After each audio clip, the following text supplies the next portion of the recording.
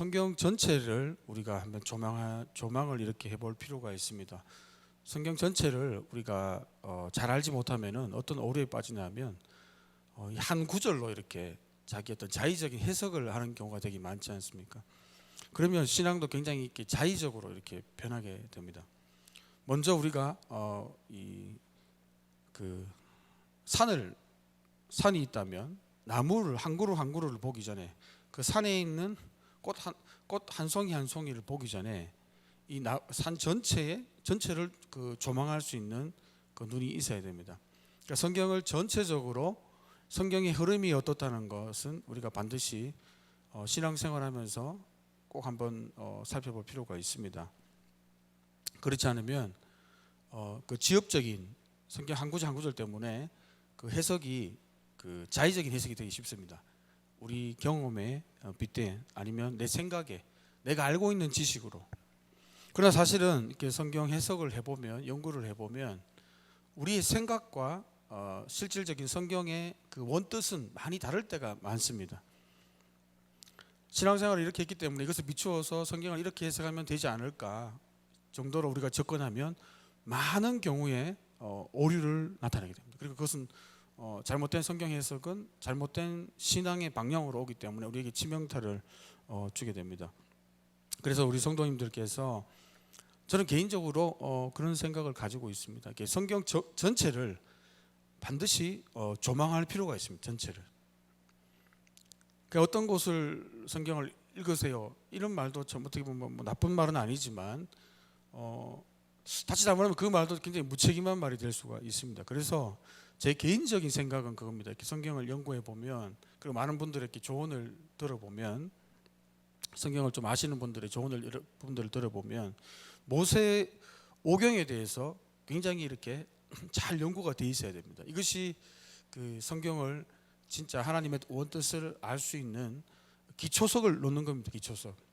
모세 오경이 잘 이렇게 그 기초가 잘 되지 않고는 신약 성경에 들어가도 이 신약의 의미가 뭔지 굉장히 난해할 경우가 많습니다. 그런데 이 모세 오경을 딱 기초로 해서 이것을 우리가 잘 습득하고 있고 잘 이해하고 있고 또 이것을 깨닫고 있다면 이 성경 전반에 우리가 많은 도움을 얻을 수가 있고 신앙생활에도 많은 도움을 얻을 수가 있고 또 성경 해석에도 많은 도움을 얻을 수가 있고 또 하나님의 이 전체 뜻의 방향을 우리가 알 수 있기 때문에 성경을 보는데 훨씬 수월하게 됩니다. 감사하게도 그 율법을 주님께서는 이미 다 요약을 해주셨습니다.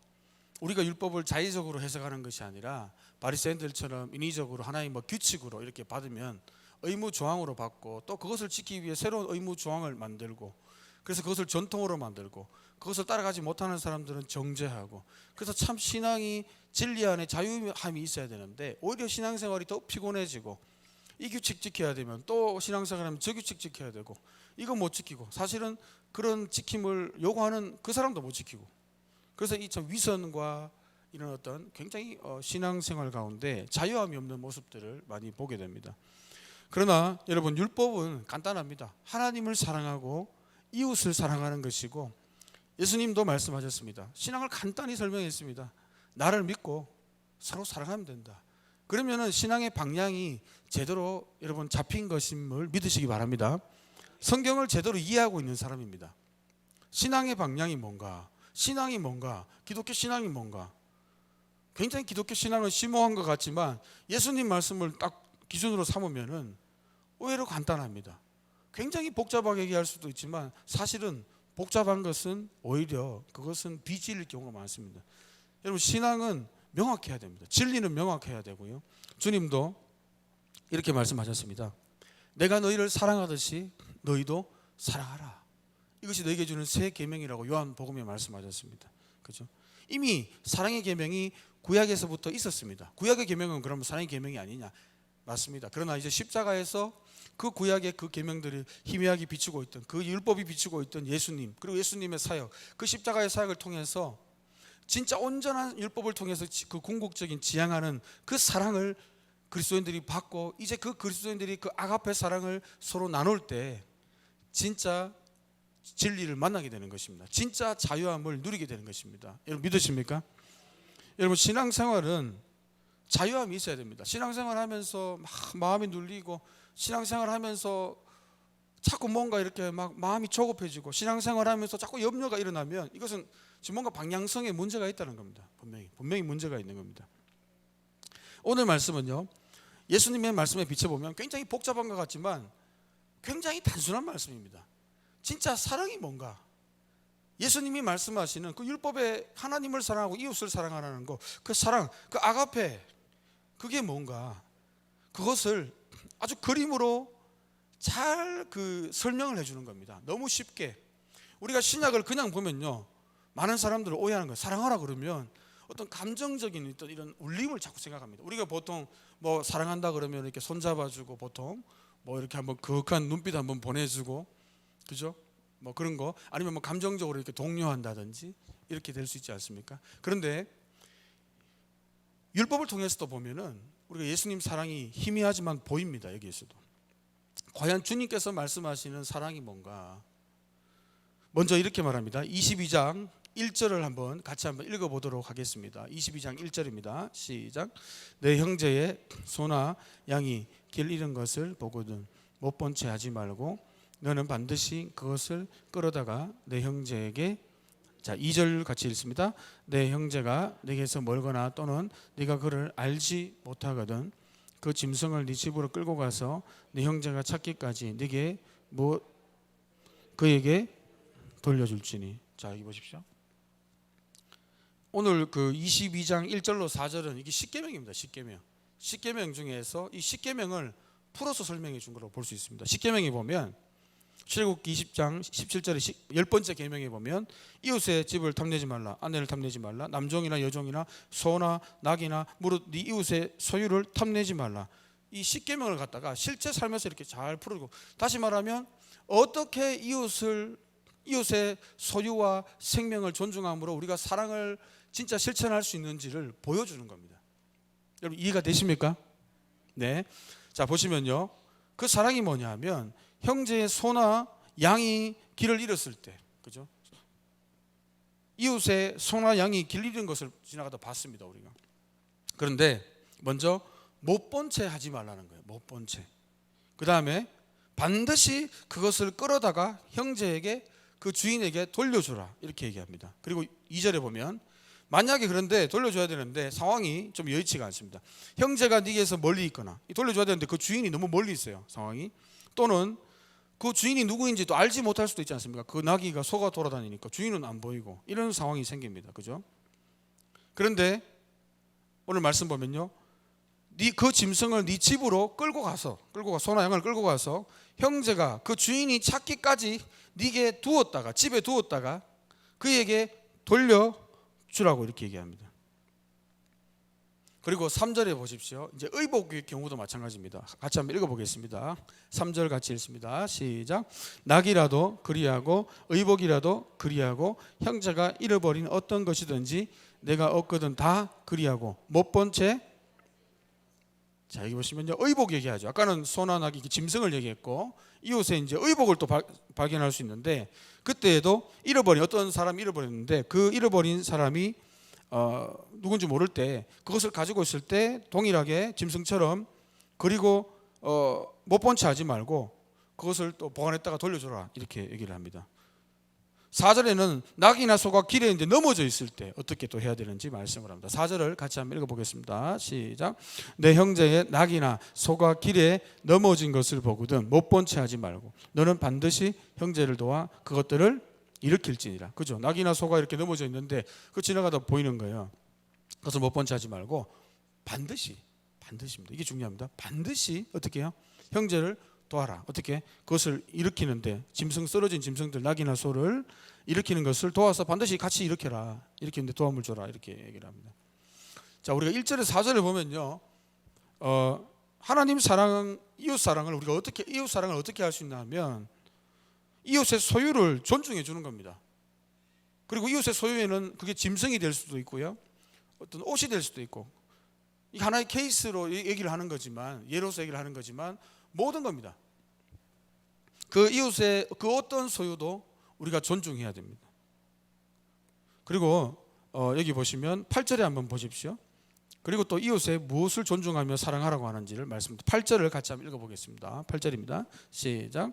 내가 새 집을 지을 때 지붕에 난간을 만들어 사람이 떨어지지 않게 하라. 그 피가 네 집에 돌아갈까 하노라. 여기 8절을 보시면요, 새 집을 지을 경우가 있다는 거예요. 그죠? 새 집을 지을 때 지붕에 난간을 만들어라. 그 팔레스타인의 그 이제 고대의 그 지붕을 이렇게 보면 인터넷 검색해 보시면 나옵니다. 그 보면은 이렇게 지붕 쪽으로 계단이 이렇게 올라가더라고요. 좀 특이합니다. 계단이 이렇게 올라가서 지붕은 이제 우리가 생각하면 뭐 이게 무슨 말인가 좀 헷갈리지만 지붕은 이렇게 되어 있으니까 여기에 무슨 뭐 난간을 놓고 이게 무슨 말인가 하지만 그 팔레스타인 고대 그 이스라엘의 지붕은 보면 평평합니다. 계단을 타고 올라가가지고 평평한 곳입니다. 평평한 곳. 지붕이 평평하거든요. 그럼 그 위에서 휴식도 하고 뭐 기도도 하고 뭐 모임도 이렇게 하고 또 뭐 취침도 하고 뭐 여러 가지 기능들이 있습니다. 왕래가 우리가 생각하는 그 지붕 개념이 아니라 아주 왕래가 잦은 곳입니다. 그런데 만약에 이제 그 평평한 지붕에 난간을 주인이 안 해놨을 때 만약 사람이 거기 뭐 모임을 한다든지 뭐 자든지 기도하든지 하다가 뭐 어떻게 하다가 떨어지면 어떻게 됩니까? 그 뭐 중상을 입게 되거나 이제 죽을 수도 있잖아요. 그래서 이렇게 말씀합니다. 새 집을 지을 때는 지붕에 난간도 같이 만들어라 이렇게 말씀합니다. 그러면서 사람이 떨어지지 않게 해라. 그 생명이 위협받지 않도록 그 누가 거기 위에 올라오더라도 위협받지 않도록 그 피가 네 집에 돌아갈까 하노라. 이것에 주님은 반드시 그 피에 대해 책임을 묻는다는 것입니다. 그러니까 이 말씀을 보면서 우리가 이 사랑이라는 것을 한번 생각을 해봐야 됩니다. 지금 율법에서 말하는 이 사랑은 그런 추상적인 우리가 생각하는 그런 감정적인 것이 아닙니다. 그냥 손 한번 잡아주고 아까 말씀드린 대로 그냥 그윽한 눈빛 한번 보내주고 이걸 사랑이라고 생각하면 안 되고요. 여기 보시면요, 첫 번째 사랑이 뭐냐면요, 진짜 그럼 누가 사랑하는 사람들인가? 누가 주님의 제자인가? 너희가 서로 사랑하면 내 제자인 줄 알리라. 사람도 압니다. 교회가 서로 예수 그리스도의 아가페 사랑으로 서로 사랑하면요, 세상도 내 제자인 줄 예수 그리스도 그리스도인들이구나 알게 될 거라고. 그 트레이드 마크가 될 거라고 예수님 말씀하셨지 않습니까?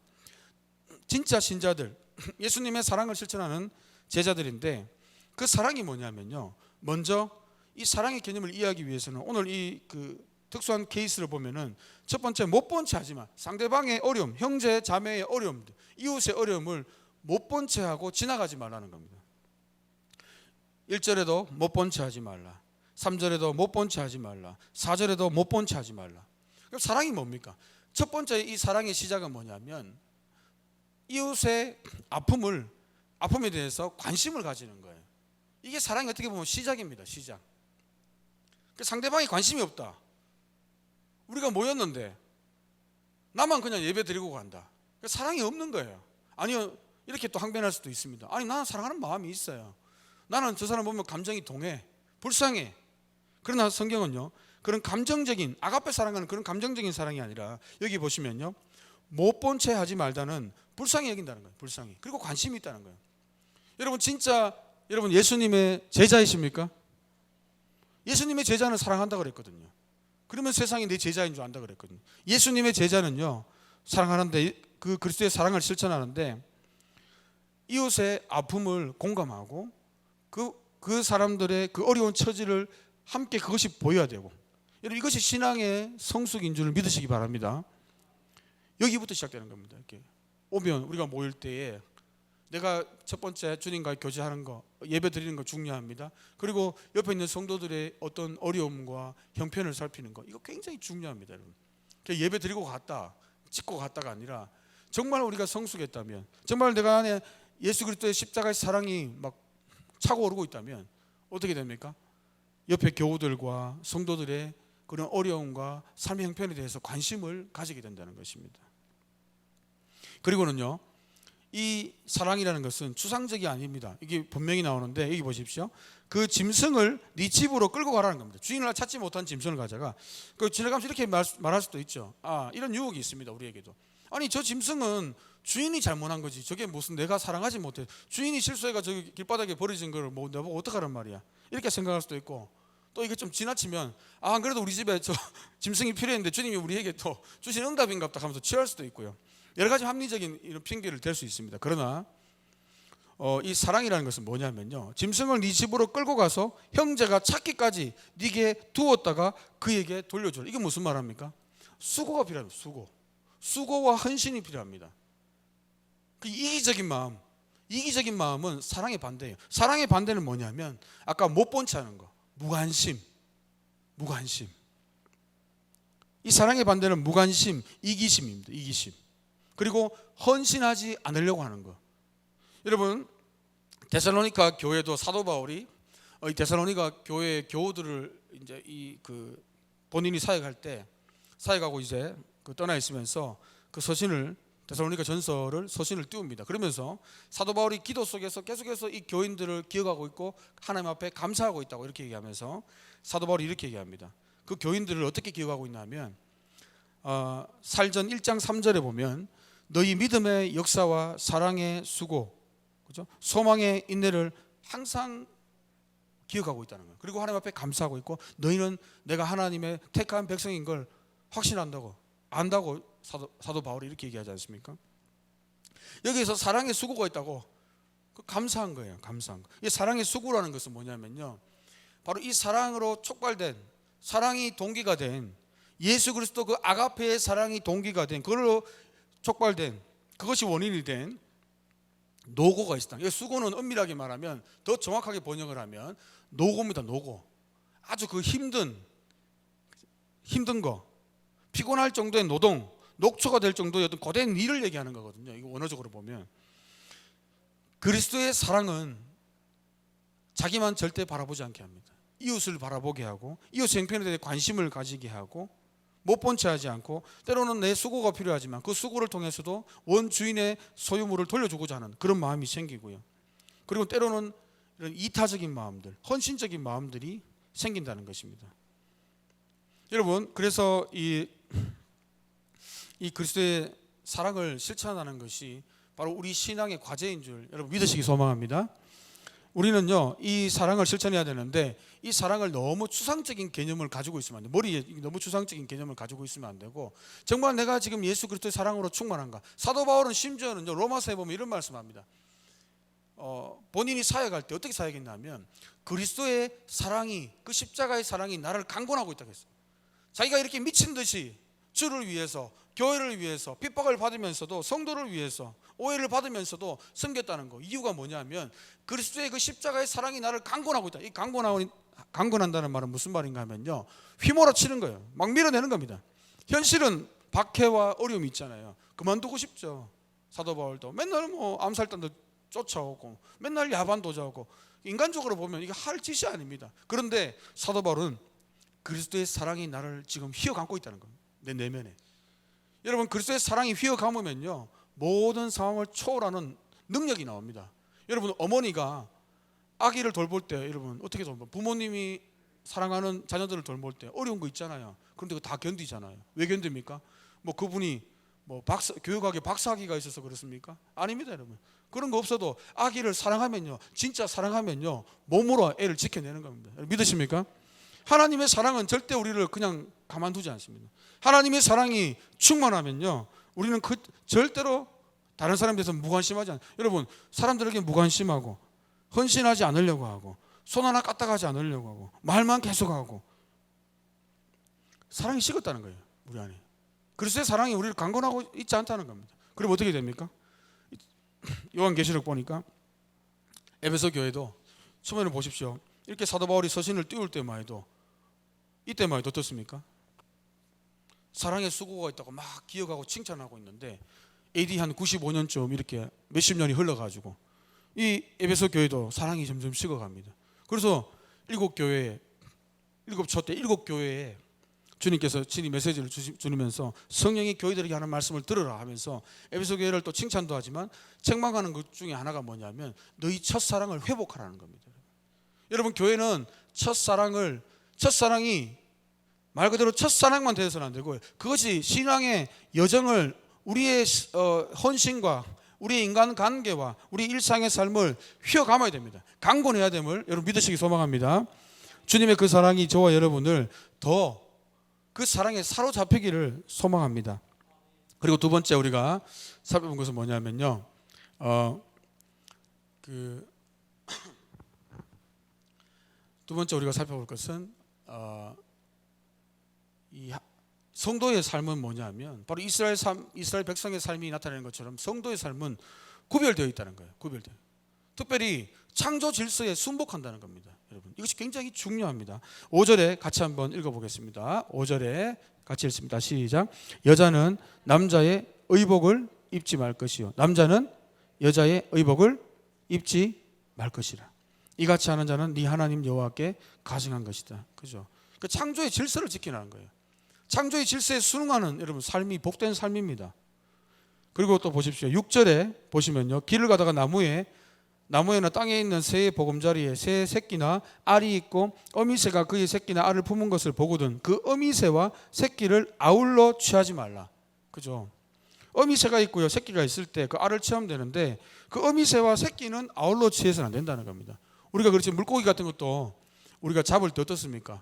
물고기도 이렇게 막 잡을 때 어떤 거는 이렇게 센치를 재가지고 아주 그 소형 얼마 안 되는 그런 새끼들은 다 보내주지 않습니까? 그래야지 다음에 또 잡을 게 있지 않습니까? 그래서 우리가 풍성한 걸 누릴 수 있지 않습니까? 그러나 탐욕으로 다 잡아버리면 어떻게 됩니까? 잡을 게 없어요. 그래서 창세기에 보면은 분명히 인간에게 이 땅을 정복하라, 다스리라, 경영하라고 주님 말씀하셨거든요. 그러면서 이 땅을 그 탐욕으로 다 욕심을 하는 것이 아니라 이 창조 질서에 맞게 욕심을 내려놓고, 그죠? 이 창조 피조 세계를 보호하면서 잘 경영해야 될 의무가 우리 인간들에게 있는 것입니다. 그리고 그러면 어떻게 됩니까? 어미는 반드시 놓아줄 것이요 새끼는 취하여도 되나니 그리하면 네가 복을 누리고 장수하게 된다. 이렇게 말씀을 하고 있습니다.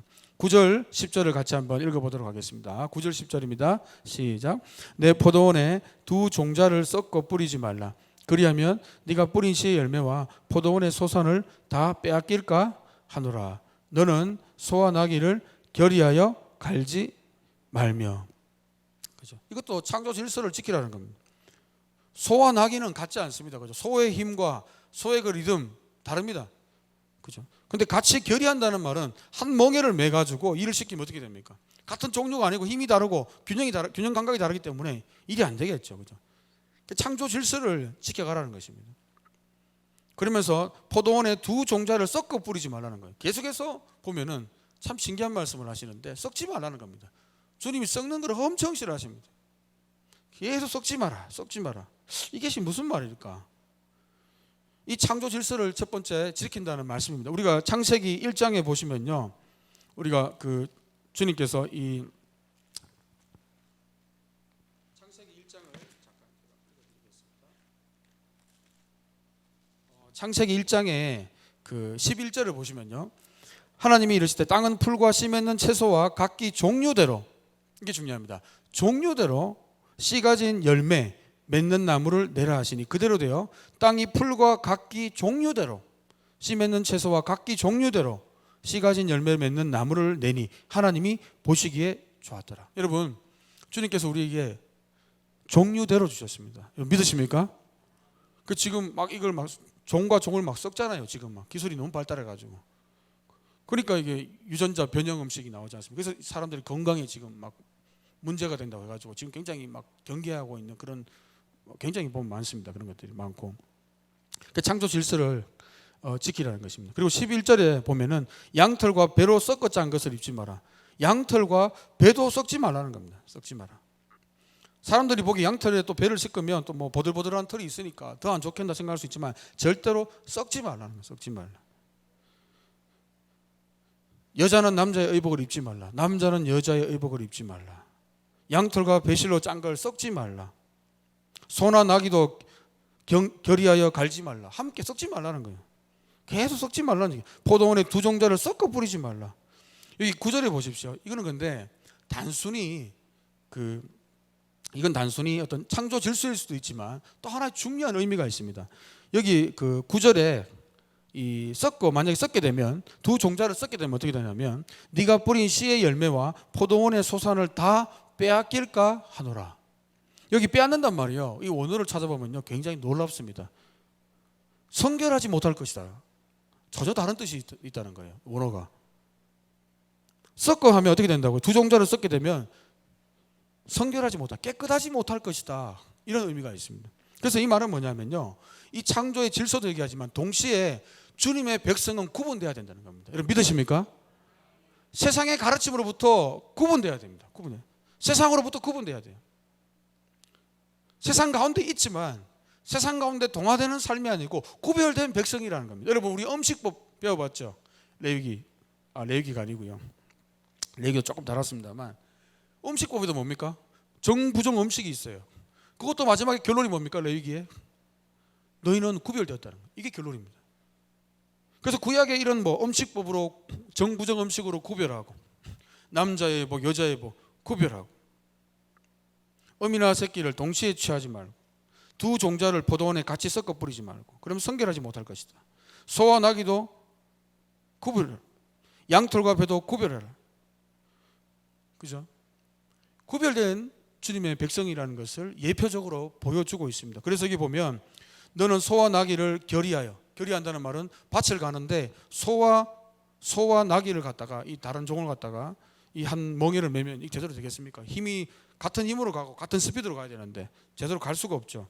그래서 이 말씀을 가지고 우리가 고린도후서를 보면요, 좀 더 자세하게 나옵니다. 고린도후서 6장 14절에 보면 너희는 믿지 않는 자와 멍에를 함께 하지 말라. 그죠? 멍에 얘기가 나오죠. 멍에를 함께 하지 말라. 의와 불법이 어찌 함께 하며 빛과 어둠이 어찌 사귀며. 계속해서 구약과 신약에서는요, 그래서 이런 어떤 예표적인 말씀을 통해서 분리되었다는 것을 계속해서 말씀하고 있는 겁니다. 말씀하고. 그리고 12절에는 바로 그 구별이 우리 해석이 틀리지 않았던 것을 다시 한번 점을 찍어주는 것입니다. 12절 같이 한번 읽어보겠습니다. 12절 시작. 너희는 너희가 입는 겉옷이 네 귀에 술을 만들지니라. 여러분 이 술은 뭐냐면요, 그 이스라엘 백성들이 입는 옷의 그 옷의 끝단에, 저도 잘은 모릅니다. 제가 유대인이 아니라서 제가 여기에 대해서 심도 있게 연구는 안 해봤습니다만은, 제가 알고 있는 어떤 기본적인 연구와 상식에서 얘기를 드리면, 이런 옷 끝단에 있지 않습니까? 끝단에, 잘은 모르겠습니다. 저도 끝단에 실 여러 가지 가닥들 있지 않습니까? 인터넷 검색해 보시면요, 테슬, 영어로 테슬, TASSEL 이렇게, 아니면 옷술, 술 이렇게 치면은 그 유대인들이 입은 이런 옷이 나옵니다. 옷을 입었는데 옷의 끝에 이렇게 실 같은 게 이렇게 달려 있어요. 이렇게 약간 이게 뭔가 싶은데, 그걸 이제 그 귀를 만들어서 옷 실을, 가닥을 이렇게 냅니다. 그리고는 이것이 뭔가 하면요, 너희는 너희가 입은 겉옷에 내 귀에 술을 만들지 말라. 그리고 실 여러 가지 가닥들을 이렇게 냅니다. 그리고 파란색 실로 한다고 출애굽 민수기에는 더 자세하게 나오고 있기도 합니다. 그런데 그 목적이 있습니다. 그 목적이 뭐냐면, 민수기 15장에 보면은 이 술의 목적을 이렇게 얘기하고 있습니다. 그 옷 끝단에 왜 술을 다는가? 그들의 옷단 귀에 술을 만들고 청색 끈을 그 귀의 술에 달아. 이 술은 너희가 보고 여호와의 모든 계명을 기억하여 준행하고 너희를 방종하게 하는 자신의 마음과 눈의 욕심을 따라 음행하지 않게 하기 위함이라. 그죠? 이 목적이 있습니다. 그래서 유대인들이, 그러니까 주님은 이미 아신 거예요. 인간이 약한 걸 아시고 이스라엘 백성들에게 어떻게 합니까? 이 술을 닮으로써 이걸 볼 때마다 우리는 구별되었지. 맞아.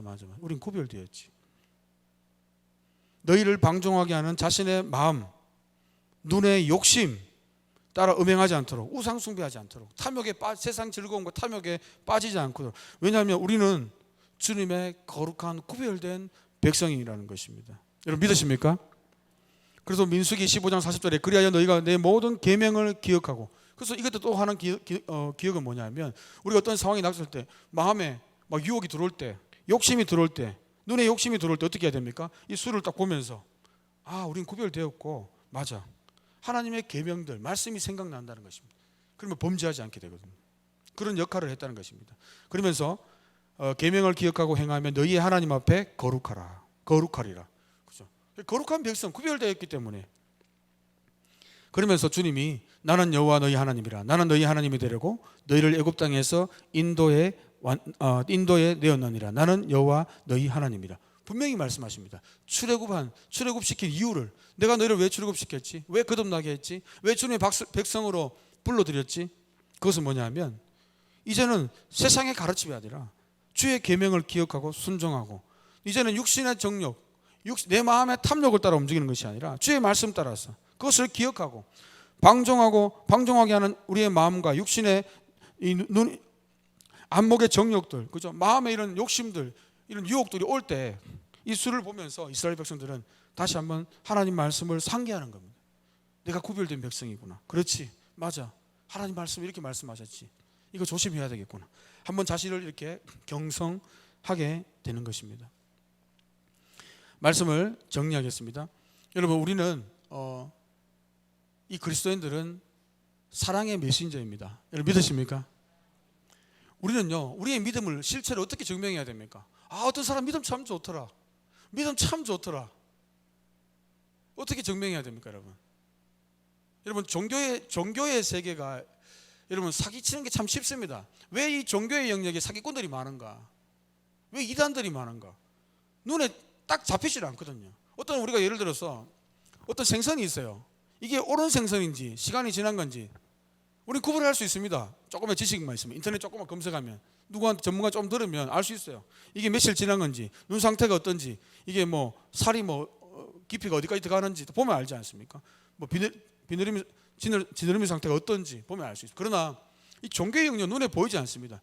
여러분, 그러나 야고보 사도는 분명히 말씀했습니다. 믿음은 행함이 있다고 했거든요. 여러분 믿으십니까? 행함이 없는 믿음 죽은 거라고 했습니다. 영혼 없는 몸이 죽은 것처럼 행함이 없는 몸이 죽은 것입니다. 할례와 무할례, 사도 바울이 또 말씀했습니다. 할례와 무할례, 이 초대교회 때 율법주의자들이 행함으로 구원받는다고, 유대주의자들이 구원받기 위해서는 다 좋고 십자가 좋고 다 좋은데 할례 받아야 돼. 할례, 이 의식법 지켜야 돼 막 주장하니까 사도 바울이 갈라디아서에 말씀하지 않습니까? 왜 너희가 자꾸 다른 복음을 쫓아가느냐? 다른 복음이 없다. 다른 복음 전하면 천사도 저주받을 것이라고 이렇게 하면서 할례나 무할례나 소용이 없고 중요한 게 뭐라고 했습니까? 오직 사랑으로 역사하는 믿음뿐이라. 사랑으로 역사하는 믿음이 뭡니까? 믿음은 잘 몰라요. 그냥 뭐 믿음이 있는지 없는지, 그냥 예배드리면 다 믿음 있는 것 같기도 하고, 기도하면 다 뭐 교회 나오면 다 믿음 있는 것 같은데, 여러분 진짜 믿음 있는 거 어떻게 압니까? 사랑의 열매가 나와야 됩니다. 데살로니가 교회를 보면 사랑의 노고, 사랑의 수고, 헌신하는 마음, 이타적인 마음, 상대방에 대한 관심, 그리고 때로는 나의 손해도 감수하면서까지 상대방의 소유와 생명을 지켜주는 것. 우리가 아까 본 것처럼 네가 새 집을 지을 때 지붕에 난간을 만들어 사람이 떨어지지 않게 하라. 그 피가 네 집에 들어갈까 하노라. 요즘 보면요, 이렇게 뉴스 같은 데 보면 이런 얘기들이 가끔씩 제가 들었습니다. 뉴스 보니까 이런 어떤 노래방 같은 데 있지 않습니까? 이렇게 뭐 층 2층이나 3층에 있는데 거기 층에 이렇게 막 어떤 손님 중에 술을 먹고 오는 사람도 있지 않습니까? 이렇게 막 노래를 부르시다가 모르고 이제 그 문을 열었는데 그 문이 사실은 없어요. 옥상으로 올라가는 문도 아니고 화장실로 가는 문도 아니고 그 문은 열면 바로 이렇게 낭떠러집니다. 그러면 이제 그 업주가 그 비상장치를 해야 되거든요. 혹시나 누구나. 근데 그 비상장치가 말 그대로 안 돼 있어 가지고, 어떤 난간이 안 돼 있어 가지고 한 번씩 이런 사고가 나는 것을 봅니다. 우리 그리스도인들은 어디까지 신경을 써야 되냐면, 정말 내가 이웃을 사랑하는지 어떻게 하냐면 세심한 배려, 이웃의 생명. 내가 지금 조금만 더 신경 쓰면 이웃이 만약의 상황에, 최악의 상황에도 생명은 보호할 수 있다. 그런 어떤 관심들, 그것이 바로 사랑이라는 것입니다. 단순한 감정이 아니라 때로는 헌신이 필요하고 수고가 필요합니다. 여러분, 우리의 신앙이 점점 자라면 자랄수록 어떻게 됩니까? 하나님의 사랑이 뿜어져 나오게 되어 있습니다. 믿음은 어떻게 표현된다고요? 사랑으로 역사하는 믿음뿐이니라. 그럼 믿음의 그 역사한다는 것은요, 다른 의미가 아니라 사랑으로 표현되는 거. 믿음은 실체가 애매모호하지 않습니까? 믿음이 있는지 없는지. 그럼 확실한 거, 사랑의 삶이 있는가? 내가 다른 교우들에게 관심이 있는가? 어떤 종교적인 열심은 있어요. 그런데 상대방에 관심도 없고, 저 사람이 뭘 하는지 관심도 없고, 내 기도가 늘 내 기도밖에 없고, 그럼 한번 돌아봐야 됩니다. 진짜 우리가 신앙생활 하는 건지 아니면 종교생활 하는 건지. 그리고는 한번 돌아봐야 됩니다. 내가 1년 365일 52주가 아닙니까? 1년에. 근데 내가 그 52주가 지날 때에 내가 과연 어려운 사람들에 대해서, 그 사람들 위해서 내가 기도가 갔거나 물질이 갔거나 아니면 내 관심이 갔거나 이런 걸 돌아봐야 됩니다. 그래야 내 신앙생활의 방향을 잡을 수가 있는 것입니다. 여러분, 예수님의 그 아가페 사랑은요, 단순히 우리를 감정적인 그런 동정에 머무는 것이 아니라 실질적인 이웃사랑의 실천으로 이어지게 함을 믿으시기 소망합니다. 여러분, 우리가 더욱더 또 오늘 이 밤에 기도하게 되는데, 특별히 기도하실 때 정말 우리가 하나님의 사랑이 충만할 수 있도록, 그래서 사도 바울이요, 그 이상한 게 아닙니다. 에베소 교인들을 위해서 기도하지 않습니까? 에베소 교인들을 위해서 기도할 때 에베소서를 보면요, 에베소는 많은 기도하고, 우리는 뭐 이거 해주세요, 저거 해주세요, 뭐 교회도 지어주세요, 뭐 헌금도, 많은 기도를 할 것 같은데 우리 그 기도를 합니다.